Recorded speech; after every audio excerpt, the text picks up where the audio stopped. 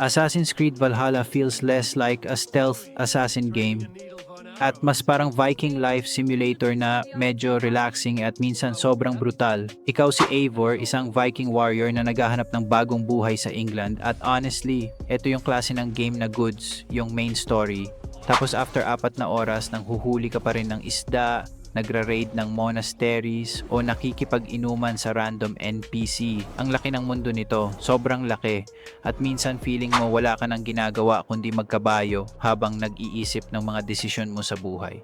Pero weirdly enough, may charm yung ganong feeling. Yung tipong late night ka naglalaro habang umuulan sa game tapos bigla kang mapapachill lang sa paligid. Combat-wise, sobrang satisfying din. Ang bigat ng bawat tama. Kapag may dual access ka, tapos sumugod ka sa raid kasama crew mo, pakiramdam mo, unstoppable Viking ka talaga. Hindi siya yung pinaka-polished combat system ever, pero sobrang solid niya lalo kapag gusto mo lang magwala. Pero honestly, hindi perfect yung Valhalla. Minsan sobrang haba niya. May parts na parang filler na lang at may moments na mawawala ka sa pacing ng story. At kung fan ka ng lumang Assassin's Creed stealth style, baka manibago ka kasi mas RPG at open world adventure na siya ngayon.